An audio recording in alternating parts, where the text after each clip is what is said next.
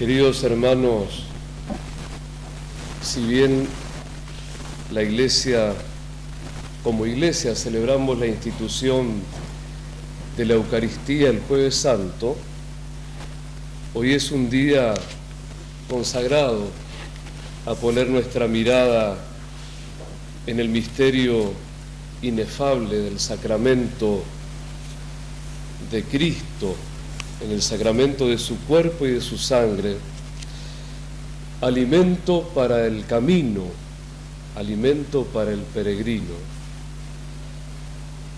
Cristo nos hace comulgar con su propia persona, bajo las formas o las especies del pan y del vino, así tal cual nos decía el guión de introducción a la misa. El de hoy es un día para adorar y agradecer a Dios por el don de la presencia real de su Hijo entre nosotros. Hoy nos fijamos en esa presencia permanente, de modo continuo, de Cristo entre nosotros. Hoy ponemos nuestra atención en el Señor eucarístico que es guardado para darse como alimento a los enfermos y para que nosotros en nuestro vivir diario podamos rendirle culto y adoración.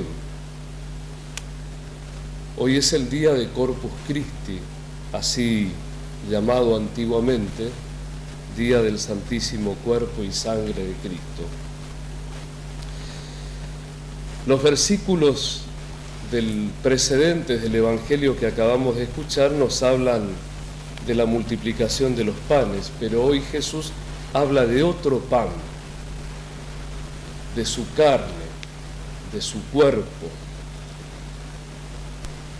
Tenemos como trasfondo el misterio insondable de la encarnación del Hijo de Dios, Dios que se hace uno de nosotros, Dios que se hace humano con todo lo que significa, ¿no? Se hace carne, se hace cuerpo, se hace débil, ¿no? Muchos de los seguidores de Jesús no estuvieron preparados para comprender este anuncio de la Eucaristía. Los judíos no entienden las expresiones de Jesús, o la entienden en sentido literal, por eso se escandalizan, por eso discuten y riñen entre sí, diciendo cómo este hombre puede darnos a comer su carne. Estaban, por supuesto, muy lejos de la comprensión del concepto de sacramento.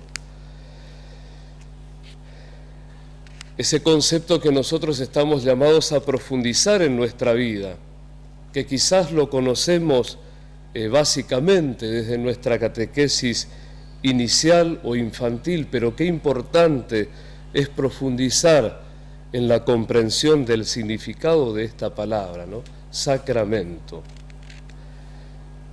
No podemos entender en sentido literal, como los judíos del tiempo de Jesús, las palabras misteriosas del Señor.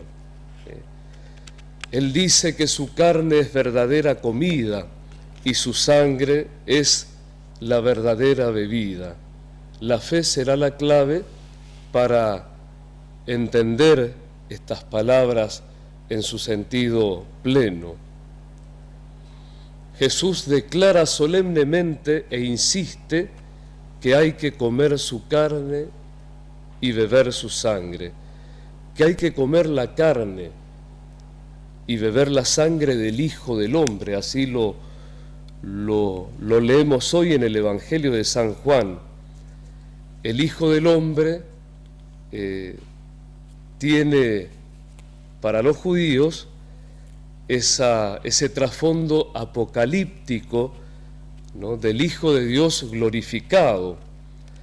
Por lo tanto, lo que nosotros recibimos como alimento, lo que comulgamos, es la carne y la sangre del Hijo de Dios glorificado. carne y sangre glorificada. Carne y sangre glorificados. ¿No? Pero Jesús habla de un comer real, de un asimilar la carne de Cristo. Tanto es así que San Juan identifica estos dos verbos, creer y comer. Tanto creer como comer tienen un mismo efecto. Nos dan la vida eterna, nos garantizan la resurrección en el último día. Por eso la Eucaristía es prenda de la vida eterna, es prenda de la resurrección definitiva. Cuando nosotros comemos o comulgamos el cuerpo de Cristo, nos hacemos uno con Él, nos apropiamos de su persona, de la persona de Cristo Jesús, Redentor y Salvador del mundo, ¿no?, que ofreció su cuerpo en sacrificio para la salvación de todos los hombres. Nos hacemos uno con Cristo, pero al mismo tiempo se genera en nosotros esa vida eterna, esa vida de Dios, ya en el presente, ¿no? Las palabras de Jesús son muy bellas y nos ayudan a comprender el profundo sentido de la comunión, ¿no? La comunión no es solamente el acto de recibir el sacramento del cuerpo de Cristo. La comunión es permanencia en Él, es permanencia mutua, porque dice Jesús: el que come mi carne y bebe mi sangre permanece en mí y yo en él, ¿no? El verbo permanecer nos hace pensar en ese morar, en ese habitar, en ese quedarse, en ese estar en Dios, ¿no? La comunión nos hace pensar en ese vínculo firme y estable, en ese vivir en Dios y para Dios, o vivir en Cristo y para Cristo, ¿no? Qué importante que es que en un día como hoy también nos preguntemos, ¿cuánta comunión en la vida real practicamos con el Señor? ¿Cuánta sinceridad hay en la recepción del cuerpo de Cristo? Si significa verdaderamente esa recepción permanecer en Él, ¿no? Estrechar los vínculos con Él, hacer ese vínculo más estable, ¿no? Nos apropiamos, decíamos, de la misma persona de Cristo. Tan fuerte es esta verdad para la Iglesia que la doctrina nos hace decir que cuando comulgamos con la carne y la sangre de Cristo, nos cristificamos.